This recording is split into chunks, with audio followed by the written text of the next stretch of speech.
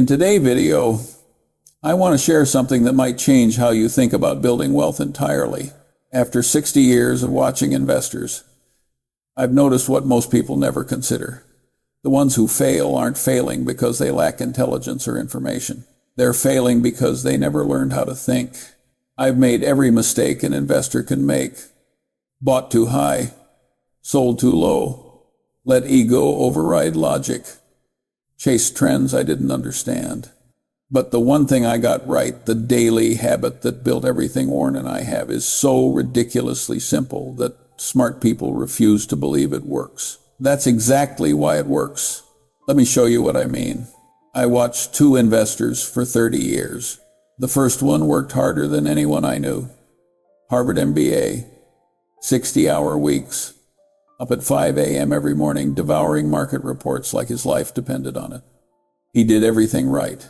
30 years later, his record was average. The second one just sat in his office and read, quietly, for hours, every single day. 30 years later, he became one of the wealthiest people on earth.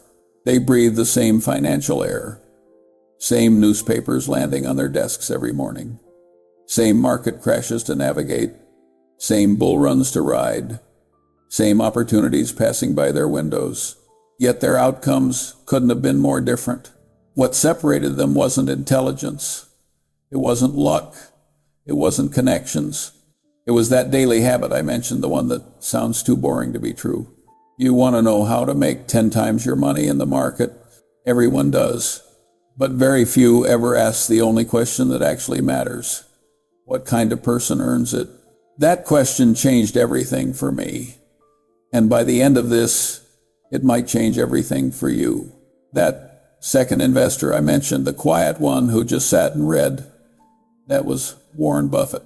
And I appreciated that pattern because I watched it unfold for more than 50 years as his partner. The first investor did everything the business schools taught him. Brilliant mind, sharp as a razor. He traded frequently, always positioning for the next move, always chasing the next opportunity. He analyzed charts in the evening and studied reports every morning. Warren did something that looked almost lazy by comparison. He read books, annual reports, business histories, biographies of people who built things. 5 or 6 hours a day, every single day. He rarely traded. Sometimes months would pass without a single transaction. The difference between them wasn't intelligence. The first investor was genuinely brilliant. It wasn't access to information. They had the same newspapers, the same data, the same opportunities. It wasn't luck. 30 years is too long for luck to explain anything. The difference was a daily habit, one that looks boring, feels slow, and pays off in decades rather than days. The habit is this: becoming a learning machine. Charlie Munger's advice: in every talk show, every interview, every shareholder meeting, always return to this single principle: not stock picking, not market timing, not complex financial engineering, learning every single day, without exception. Today I'm going to explain exactly what that means, why it works, and how you can apply it to your own investing, whether you're managing millions or just starting with your first $1,000. But I have to warn you, what I'm about to share isn't exciting. It won't make you feel clever at parties. It goes against everything the financial industry wants you to believe, and that's precisely why it works so well. When I say learning machine, people nod politely like it's a motivational poster you'd see in a corporate lobby. Something nice to say, but not really actionable. That's not what I mean at all. A learning machine is a specific discipline, a compulsion, really, to acquire knowledge systematically, think about it deeply, and update your understanding constantly as new evidence appears. It's not reading headlines. It's not scrolling through financial Twitter.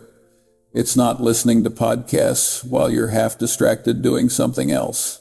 It's sitting down with a book or an annual report, giving it your complete attention, thinking carefully about what you're reading, and connecting it to everything else you know. Then doing that again tomorrow and the day after. and the day after that. For decades. Warren started when he was 10 years old.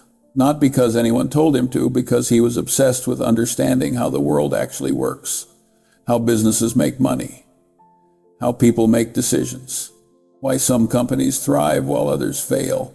He read everything he could find on these subjects.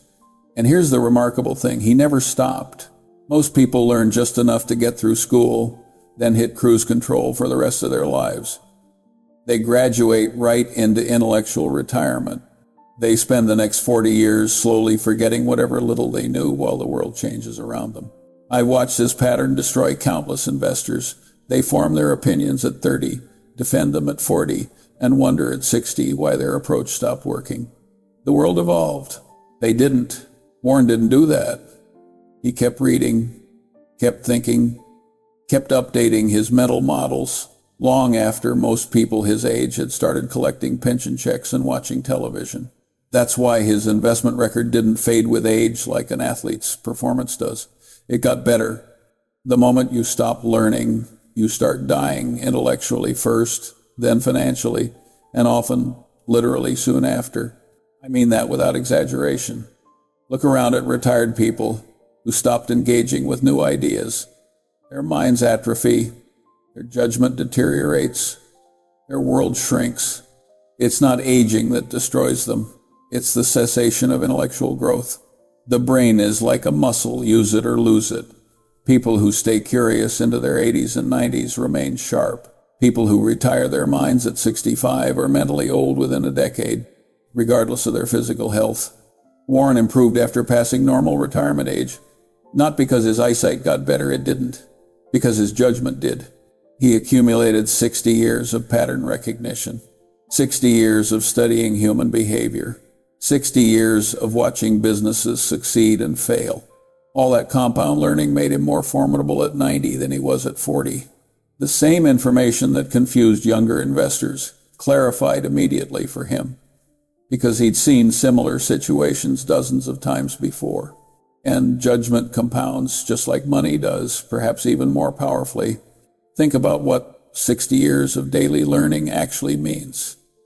If you read for 5 hours a day, that's roughly 1,800 hours per year. Over 60 years, that's 108,000 hours of deliberate study.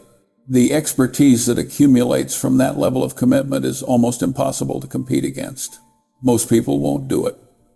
They'll spend those hours on entertainment instead, television, social media, passive consumption that adds nothing to their understanding, and then they wonder why their investments underperform. The connection is direct and unavoidable. What you do with your hours determines what you become. What you become determines what you earn. Everyone talks about compound interest. Einstein supposedly called it the eighth wonder of the world. Every financial advisor shows you the chart where small amounts grow into fortunes over time. But almost nobody talks about the compounding that makes financial compounding possible, mental compounding. Here's the uncomfortable truth that took me years to fully understand. You cannot compound money faster than you compound knowledge. Your portfolio is just a reflection of your mind. If your thinking is chaotic, reactive, and poorly informed, your results will match. If your mind is refined, disciplined, and constantly learning, your returns will eventually catch up. Following Charlie Munger's investing portfolios over the decades reveals this pattern repeatedly. The money followed the mental work, not the other way around. Let me explain how mental compounding actually works. Every book you read, every business you analyze in depth, every mistake you study carefully, all of it adds a tiny piece to what I call your lattice work of understanding. Most of it doesn't seem immediately useful. You read about biology and wonder what it has to do with investing. You study psychology and don't see an obvious application. But over time, these seemingly disconnected threads weave together into a framework strong enough to catch opportunities that others can't even perceive. They lack the mental models to recognize what they're seeing. This is what I mean by a lattice work of mental models. You need frameworks from multiple disciplines: psychology, economics, physics, biology, history, all working together. Each model by itself is limited, but combined, they create something far more powerful than any single perspective. If all you know is finance, you're what I call a one-legged man in an ass-kicking contest. You'll confuse stock price with value, activity with insight. The world will look random and chaotic because you'll only have one lens to view it through.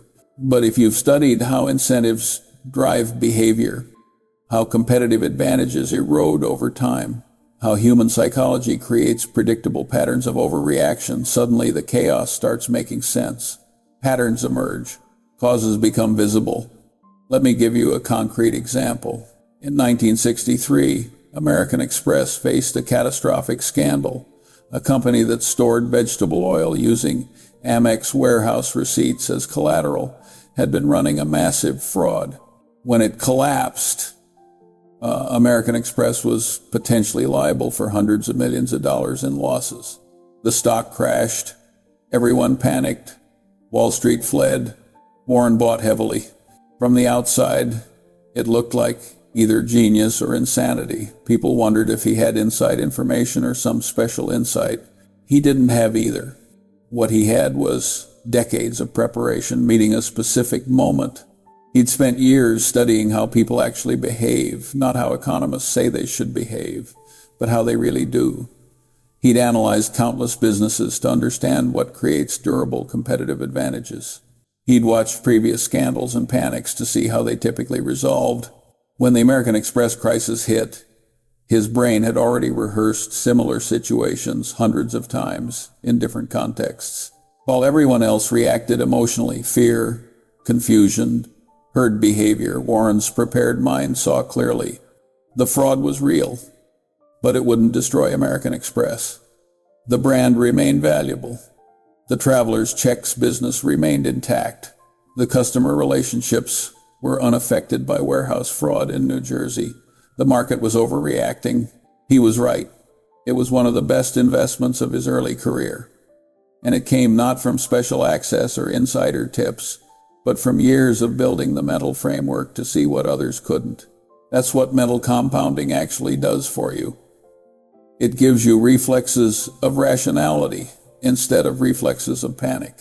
When the moment comes, and moments always come, you act from decades of accumulated wisdom rather than momentary emotion. Many investing channels focus on the portfolio allocation. That misses the deeper point entirely. The portfolio is the output. The thinking is the input. Fix the input, and the output takes care of itself. Now, here's the part about compounding that most people never consider. Think about your mental energy, your time, your attention, your curiosity. These are your retained earnings as a human being. Just like a company's retained earnings get reinvested for future growth, your mental capital gets reinvested into future understanding. The question is, how are you investing those earnings? You can spend them doom scrolling, consuming outrage content, chasing the latest crypto speculation that promises to make you rich by Friday. That's burning your capital on immediate consumption entertainment disguised as education. Or you can reinvest them into better thinking, deeper understanding, stronger mental frameworks that actually compound over time. The difference in outcomes is staggering. Two people start with similar intelligence at age 25. One invests their mental capital wisely for 40 years. The other burns it on entertainment and distraction. By 65, they're not even comparable. The first has become almost superhuman in their judgment. The second has simply gotten older. Warren reinvested his curiosity every single day for 80 years. People call the results genius when they see them. It's not genius. It's consistency applied over a very long timeline. And consistency looks boring, even foolish, right up until it looks legendary. That's just how compounding works. The early years feel pointless. The progress is invisible. You read and study and think, and nothing dramatic happens. Then somewhere around year 15 or 20, things start clicking. Connections form automatically. Insights appear from nowhere. You recognize patterns instantly that would take others months to see. That's the inflection point of mental compounding. And most people quit long before they reach it. Let me tell you about the enemy of compound learning. It's not stupidity. Stupid people can still learn. It's not lack of access. Information has never been more available. The enemy is distraction. And we live in the most distraction-rich environment in human history. You exist in a world specifically designed to capture your attention and sell it to the highest bidder. Every device in your pocket, every app on your phone, every feed you scroll through, all of it exists primarily to hijack your focus for someone else's profit. You think you're learning. You think you're staying informed. Mostly you're just consuming noise that's been engineered for addiction rather than understanding. The modern information environment gives you the pleasant illusion of knowing everything while ensuring you actually remember nothing that matters. Abundance of data, scarcity of wisdom. That constant distraction is absolute poison to the compounding process. Let me contrast two approaches to staying informed. Person A wakes up and immediately checks their phone. Market news, Twitter, Reddit. They consume dozens of headlines before breakfast.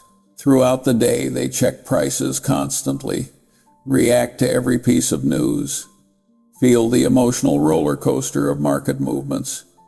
By evening, they've consumed hundreds of pieces of information. Person B wakes up, makes coffee, and sits down with one annual report or one chapter of a serious book. They read slowly, take notes, think about what they're reading. They might spend 2 hours on 20 pages. Then they go about their day. They check prices once, maybe twice. By evening, they've consumed one thing deeply. Which one is actually learning? Which one is building compound understanding? Person A knows everything that happened today. Person B understands something that's been true for decades. In investing and in life, understanding durable truths beats knowing temporary facts every single time. When I was young, in the 1,930 seconds and 1,940 seconds, information moves slowly. If you wanted to learn something, you had to actively seek it out. You had to go to a library, find the right book, read carefully, because that book might be the only source you could access. There was natural friction in the process. That friction forced depth.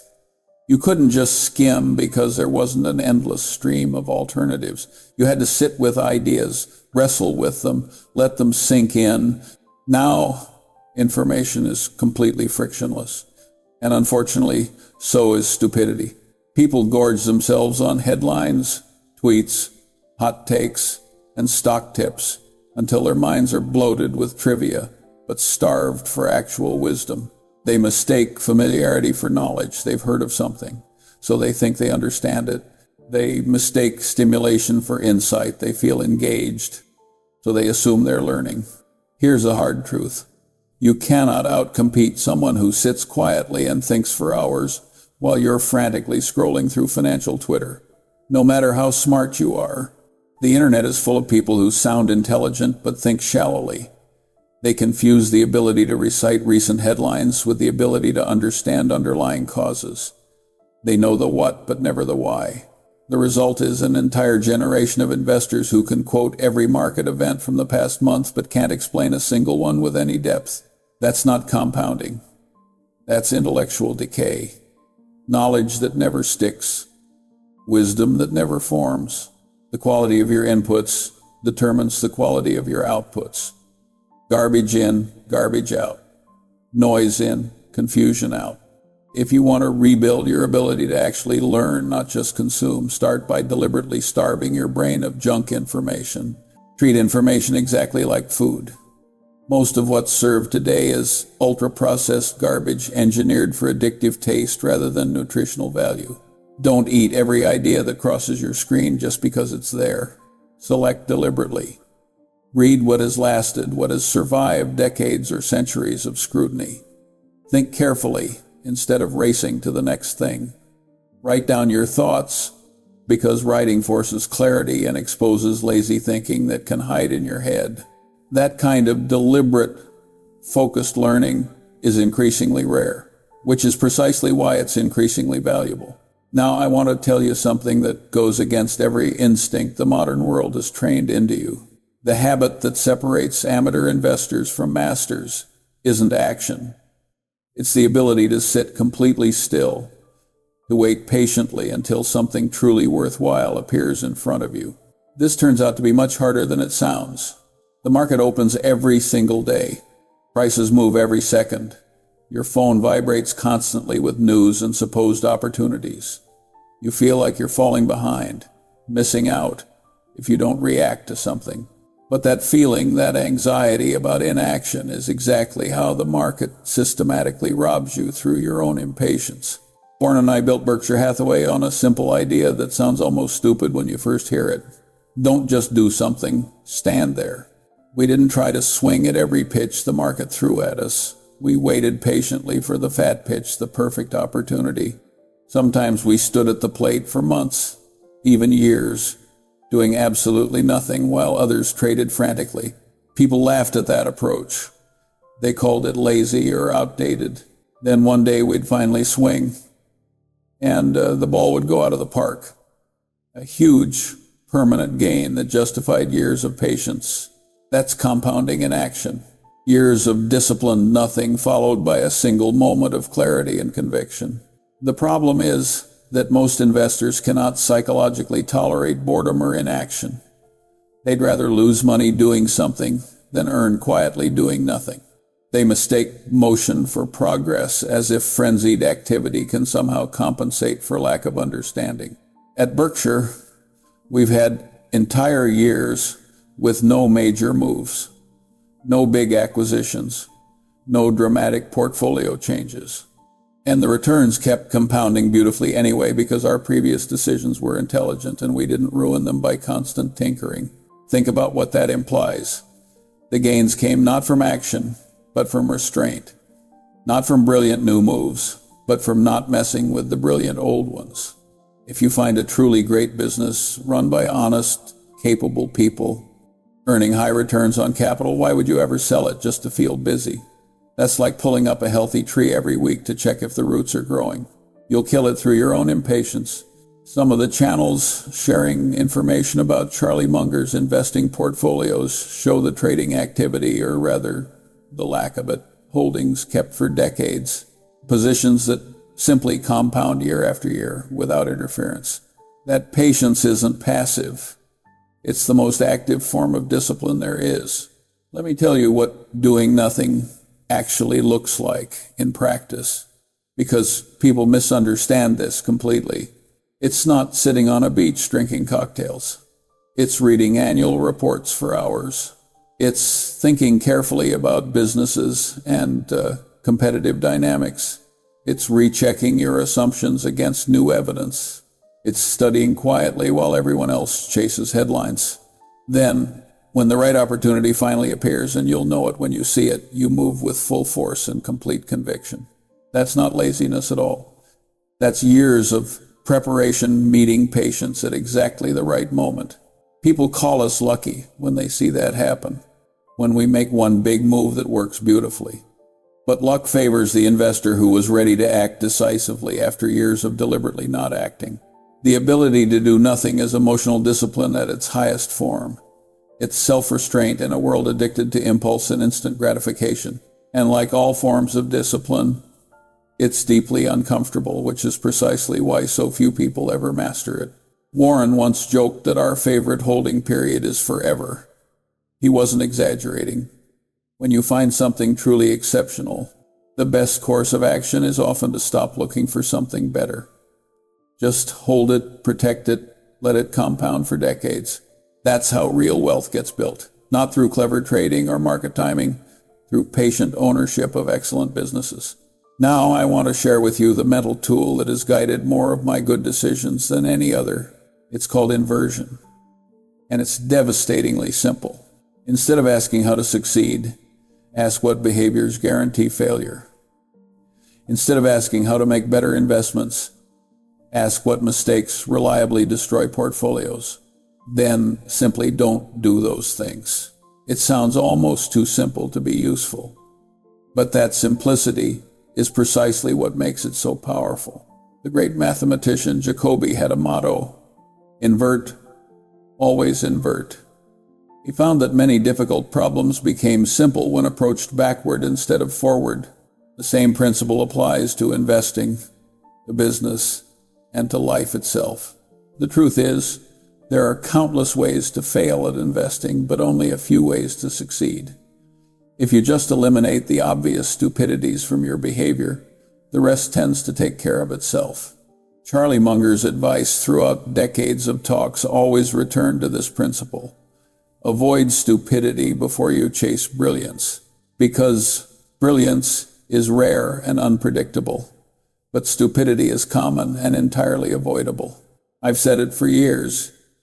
It's remarkable how much long-term advantage people like us have gotten by trying to be consistently not stupid instead of trying to be very intelligent. That statement surprises people. They want to hear about brilliant insights and genius moves. But the reality is much more boring. Most of our success came from avoiding obvious mistakes that other people make repeatedly.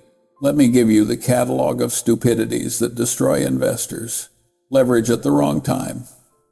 Borrowing money to amplify returns sounds smart in theory. In practice, it transforms temporary setbacks into permanent catastrophes. Markets can stay irrational longer than you can stay solvent. I've watched dozens of brilliant people blow up their portfolios through leverage. They were right about the investment, but wrong about the timing. The market moved against them temporarily. Their leverage magnified the loss. They got margin called, and they were forced to sell at exactly the wrong moment. Being smart doesn't protect you from leverage. If anything, smart people are more prone to this mistake because they're confident in their analysis. But confidence doesn't stop margin calls. Ego that prevents admitting mistakes. The moment you lose money, your ego kicks in powerfully. You want to fix it immediately to prove you were right all along. That's how small, manageable mistakes become fatal ones that wipe you out completely. The best investors I've known have no attachment to being right. They care about being accurate. There's a difference. Being right is about ego. Being accurate is about reality. When reality contradicts their view, they change their view. Most people do the opposite. They try to rationalize why reality must be wrong. Overconfidence about predictions. Nobody knows what the market will do next month or next year, but people desperately want to believe they can predict it. That desire leads to concentrated bets based on forecasts that are almost certainly wrong. The future is genuinely uncertain. Not uncertain because we lack data, uncertain because it hasn't happened yet. No amount of analysis can predict things that are inherently unpredictable. Smart investors plan for multiple scenarios instead of predicting one. Envy-driven decisions. Your neighbor made money on a stock. Your colleague got rich on crypto. The emotional need to keep up drives more bad decisions than almost anything else. Envy is particularly destructive because it forces you to compare your portfolio to others. But someone else's success tells you nothing about what's right for you. They might have different time horizons, different risk tolerances, different financial situations. Copying them makes no sense, but envy makes people do it anyway. Complexity you don't understand.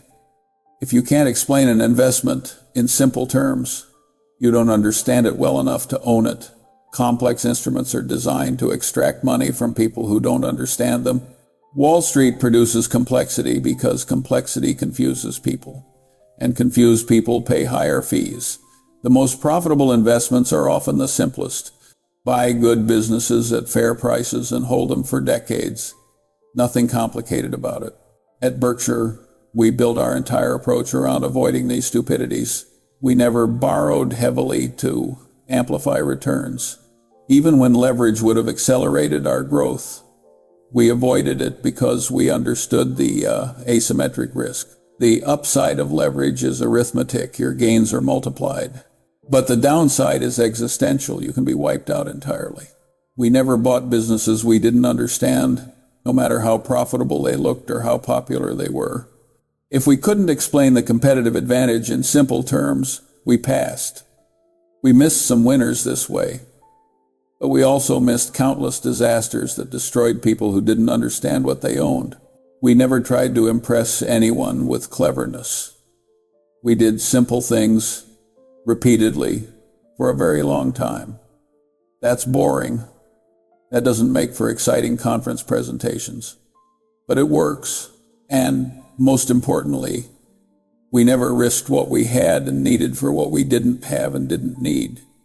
That single principle eliminates most catastrophic mistakes before they can happen.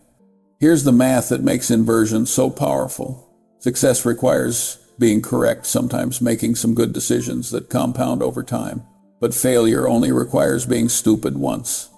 One catastrophic mistake, one moment of reckless overconfidence, one ego trip at the wrong time, one over-leveraged bet.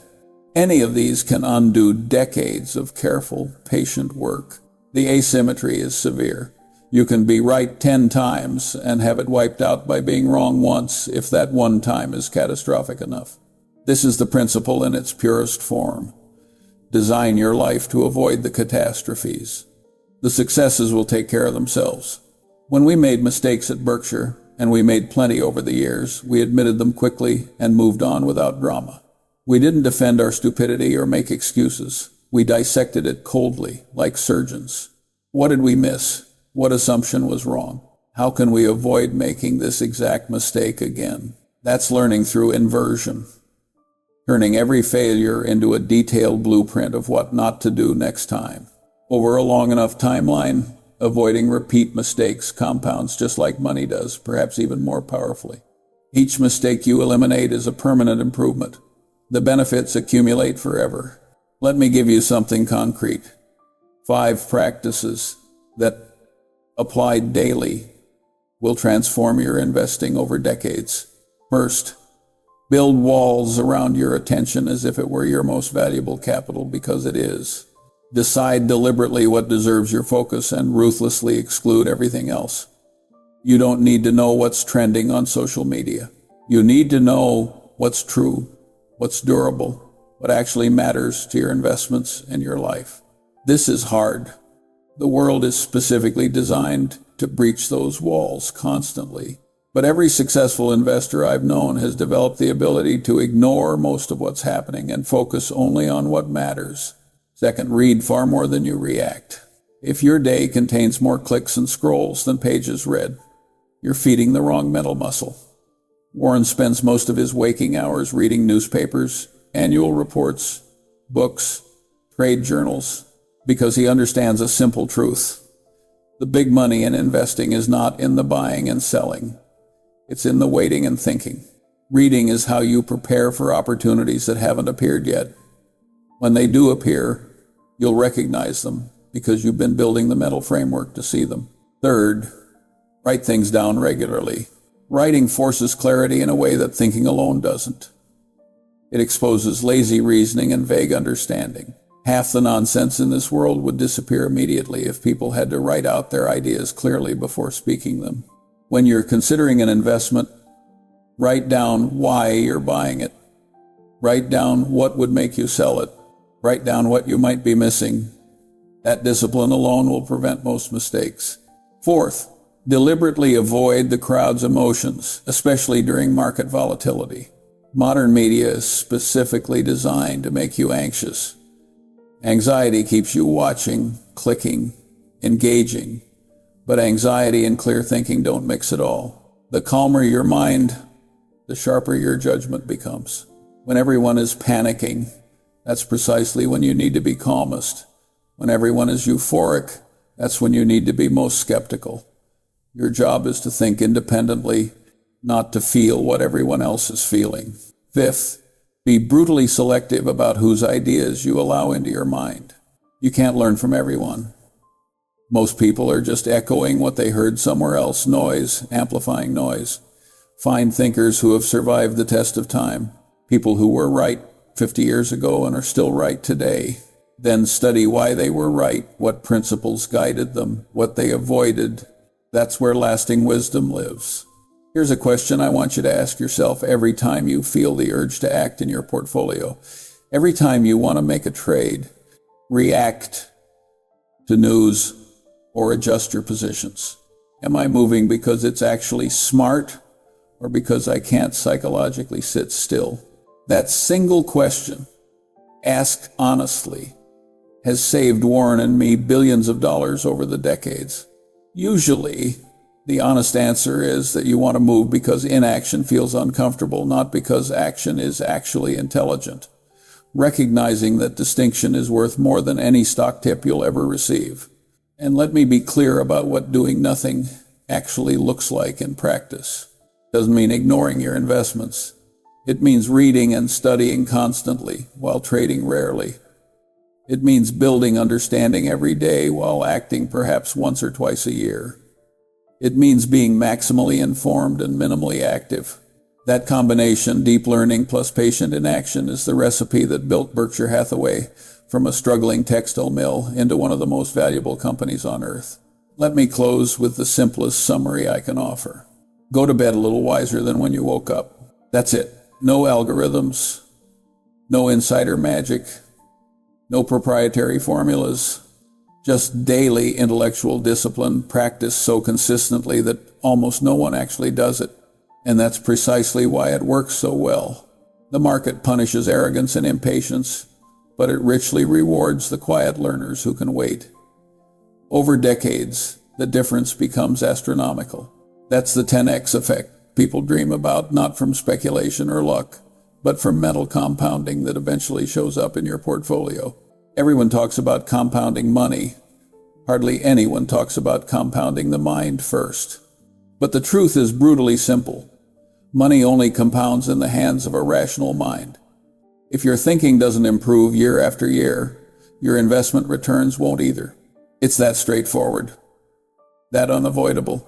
The problem is that mental compounding doesn't show up on any chart or statement, so people ignore it completely.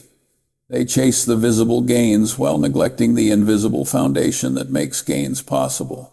The market rewards patience over decades, but the human brain resists patience over minutes. That's why most people never get truly wealthy, not because they lack opportunity, but because they can't wait long enough for the invisible compounding to work its magic. I've said this before, and I'll keep saying it. The first rule of compounding is to never interrupt it unnecessarily. Most people interrupt their own compounding every single day with noise, with ego, with emotion, with impatience. They can't sit still long enough for real learning to take effect. They can't wait long enough for real wealth to accumulate. And if you're approaching retirement, this matters even more. The money you've saved needs smart decisions to protect it for decades to come. The investors who keep learning past 60 don't just preserve their wealth, they grow it, while others watch theirs erode through panic and poor judgment. When Warren and I started working together over 50 years ago, we didn't know everything about investing. We still don't today. But what we had was a mental habit, a discipline of collecting good ideas slowly and discarding bad ones even more slowly. We tested everything against reality. We weren't trying to get rich quickly, which is what the crowd always wants. We were trying to get wise slowly, methodically. The money came later, as a natural byproduct of correct thinking compounded over an absurdly long time. Your investment returns will never exceed your rate of learning. If you want compounding to show up in your portfolio, make absolutely certain it's happening in your head first. Learn something valuable every day. Think deeply about what you learn instead of just consuming it. And let time, not emotion, not impatience, not fear of missing out do the heavy lifting. That's how mental compounding becomes financial compounding. That's how ordinary intelligence practiced consistently over decades turns into extraordinary wealth.